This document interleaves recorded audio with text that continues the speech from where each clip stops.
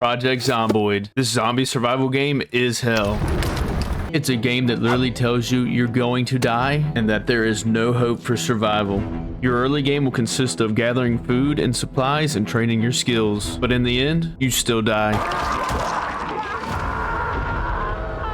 Today, we're taking on the life of Wildman Dan, the Riverside bum. He's thirsty, overweight, and loves to eat. However, he is quick with his hands, a fast reader, and he's not afraid of a fight. He knows the basics of food, and his body heals quite fast. He also has a knack for learning. His one goal is to get a car, learn generators, and get to this warehouse in West Point and call it home. You may ask why? Well, it's right next to a storage facility and a gas station. It's the perfect place to survive.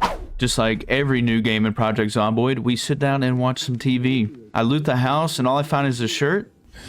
Sensational. After taking out our first zombie, he gives us shorts, socks, and shoes. Lucky us. So while we're looting and trying to scrounge some supplies, we end up setting off our first house alarm. Because in a zombie apocalypse, always set your alarm. The following evening, we spot this zombie. Yeah, boy. After dealing with him, we get this sweet, sweet duffel bag. Now I can carry everything. When nighttime hits, I decide to go check out a small grocery store and maybe get some fresh food. Of course, I have to deal with some of the locals, and guess what? I got this sweet hat. Finally making my way into the grocery store. Imagine that.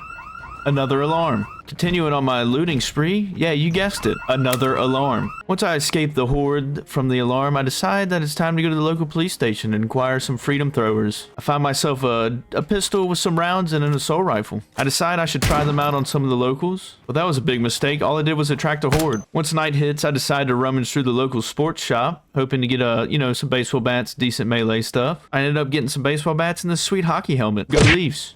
Once it is daytime, I decided to check out the local bookstore, hopefully to get the Generator magazine. Of course, it's not in here, just books. Our next best hope is the school. On my way to the school, I rummaged through the local hardware store and would you look at that? Sledgehammer. Oh my god! Wow! I decided to find a house to sleep in for the night. Oh, and you guessed it. Another alarm. Oh, another one. Finally making our way to the school, we beeline straight for the library, and there she is. That's one item off the checklist. The next morning, I found this car and it's in great condition. I decided to check it out.